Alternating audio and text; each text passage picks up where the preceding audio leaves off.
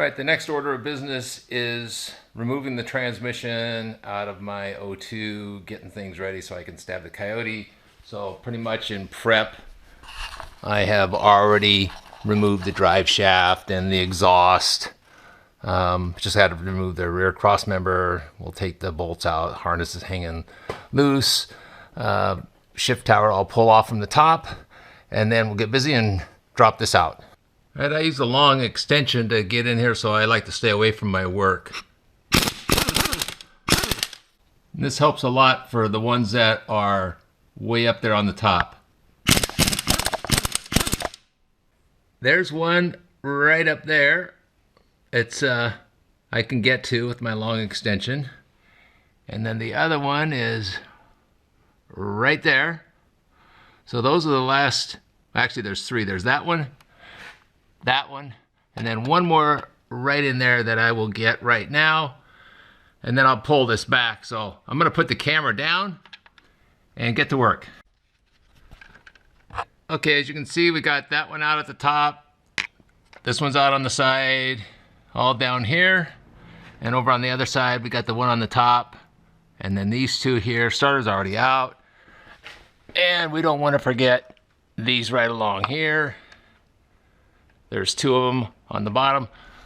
So pretty much this is ready to come out, and I almost forgot how much fun it was to get those two out as it was to get them in.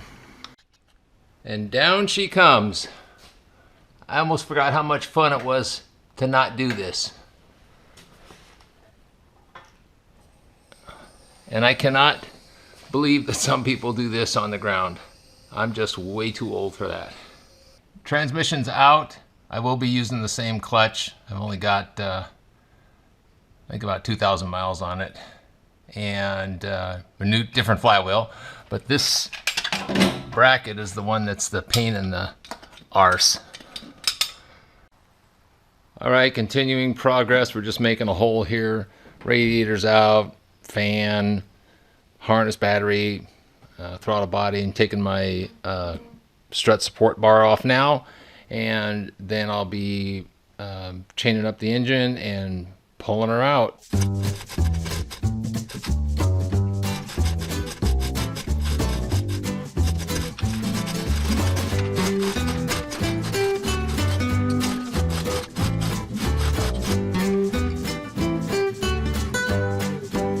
All right, I'm just gonna bring my engine stand over, set the engine down, put it on my other engine stand, and get some things changed off. Probably leave this just sit just as is, and then I'm going to work on getting the Coyote in and do a test fit.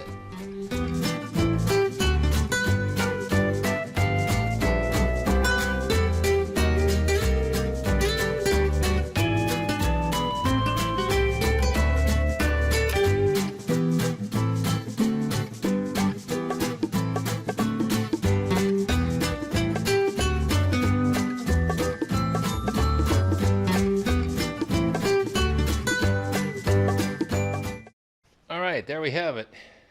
The 4.6 is out. The Coyote will be going in. I take an intermission. We gave it a nice pressure washing. Nothing fancy, just a little cleaning up, and it wasn't that dirty to begin with, but I like to have stuff clean a little bit. So pretty much I'll be ready to stab it.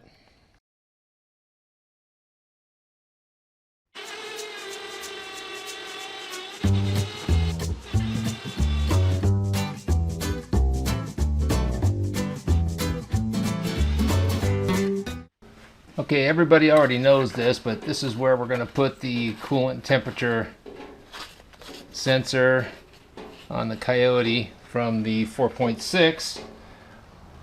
Although I'm a believer in less fittings is better.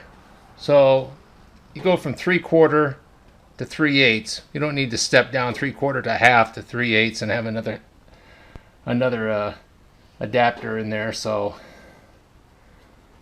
we'll just use one, and then we'll be able to put the gauge right onto that.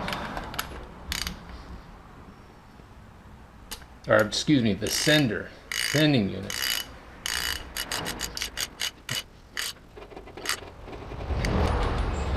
Teflon tape and my thread sealer on there. And I did the same thing on the sending unit, except for no Teflon tape, just the sealant. Get out of the shadow here. There. So then we'll put that in. Okay. And then the oil sending unit just goes right back where it came from.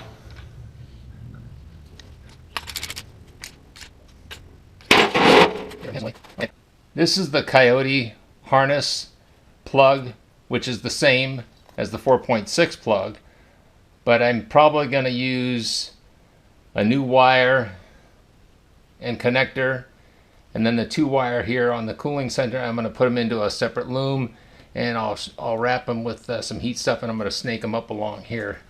And then this I'll probably just tie back off out of the way, get the other ones tied, and we should be good to go there.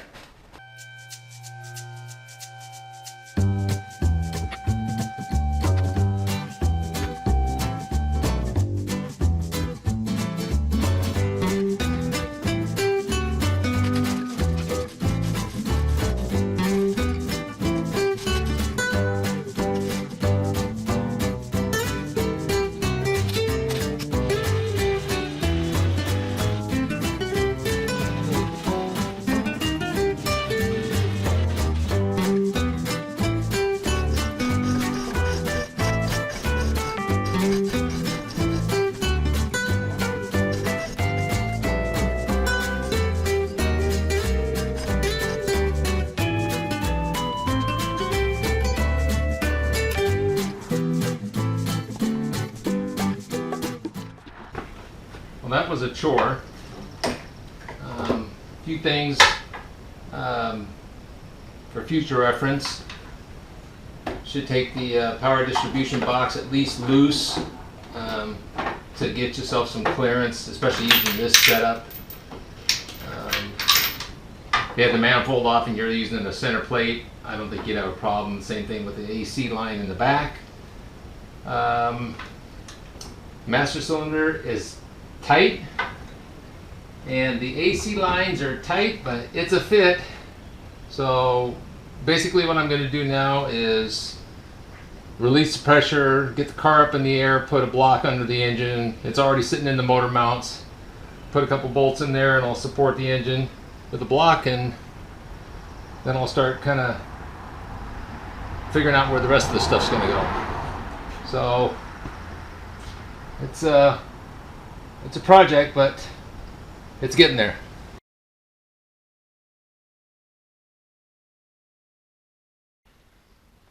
Okay, I'm going to make a change today and do some of the mechanical aspects, get the flywheel installed, clutch, pressure plate, just transmission stabbed, and hopefully get the long tube headers test fit, so at least I know that they go in or they will stay in without too much headache. So I'll be doing that.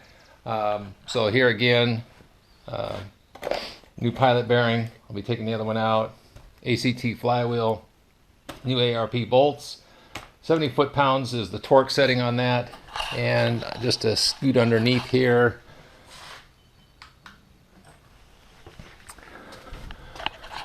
I've got pretty much things all prepped. I'll be using a slide hammer to pull the bearing out. It's real easy. I'll watch that.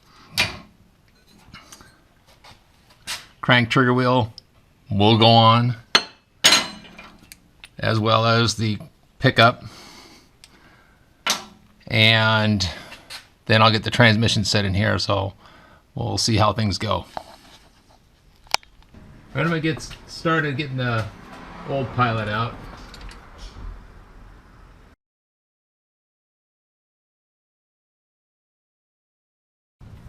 That was fun. Alright, I'm going to put the new one in. Using a 1-inch deep impact socket. These are raised. The center bearing has actually got a little raise on it, and if you use a flat driver, you'll smash that down. Sometimes roll it in. So this actually fits inside, goes around the outside. And that way you're just compressing the main body. Yeah, I already put my ring up on here. And while I'm thinking of it, because the transmission will be going in, I'm just gonna put a little never sees around the dowels. Okay, I've already got all my flywheel bolts lubed with the ARP lubricant, but before we do anything like that, we are going to put on the trigger ring, because if we don't, we're not going to get any start, and I would be unhappy. So we're going to place this. This has got a dowel recessed in the hole. You can't get it wrong because it's offset. So if you tried to put this on and it doesn't fit, you know, it's not going to fit right, and you're going to find the spot and blah, blah, blah. And it's got a little dimple that actually gets fed at times. So that goes on. And I'm going to go ahead and install the crank sensor.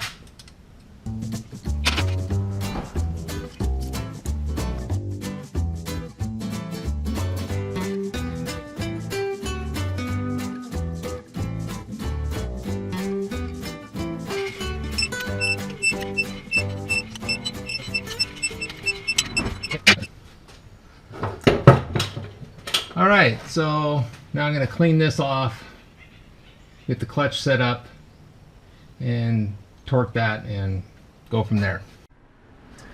Alright, I'm going to go ahead and torque the crankshaft bolt. Basically, I just have a suspension pickle fork in here. Hopefully that'll hold. So our first step is to torque this to 103 foot-pounds.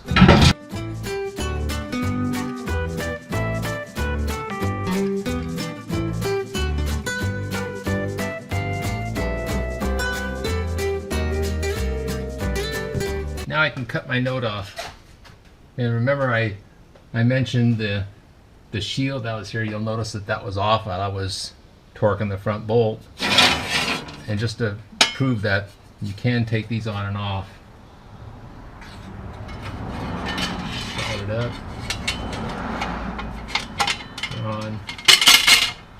And set. I just make sure you get it in there, but if you do forget it, you can put it on. Okay, I'm going to go ahead and install the clutch. Again, I'm using my same dual friction, and again the hat goes into the cover. I've already got my dowels located up there, so let's see.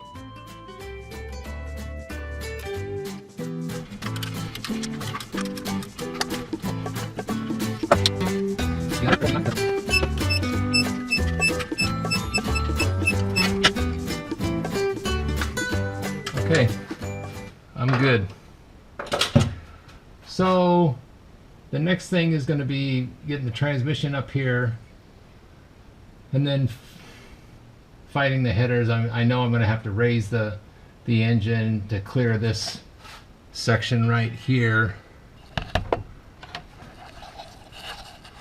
I know that this section right in through here is going to be really tight, and over here on this side I have to pull the steering shaft out. I've got it disconnected, and then I think the engine has to rock this way a little bit and lift it up, so I'll have it up under the pan. I have my chain hoist still up on top. Ooh, I felt that.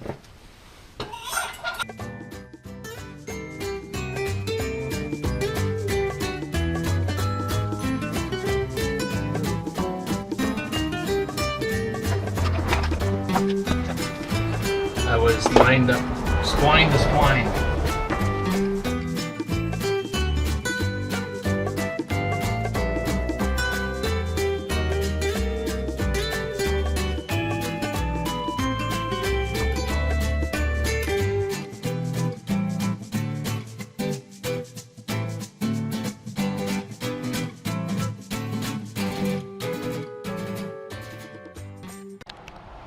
All right, transmission is bolted up and in. All the bolts back here are loose, but I can move it side to side, and I did move the motor mount bolts, or excuse me, the motor mount nuts are now loose on both sides because I'm going to be lifting the engine to snake the headers in there. Okay, I have the long tube headers in. This was no fun project, getting them from the bottom. I think the next time the whole engine will be dropped out from the bottom. Makes it a lot easier. But on this side, the motor mount has to come out to get to the bolts that are along the bottom. They're a real bugger. You don't have a lot of room, but plus the ones from the Titan without a K member, I don't know how you'd get in there to tighten some of them. The driver's side wasn't as bad. Motor mount can stay in, but the engine still comes up about an inch, and then just block it. So it was, I had the pan with a block and my jack underneath here with the engine up. Transmission rear cross member was out, and it was in, but it took about 4 hours. It's a struggle from the bottom, so, but it can be done.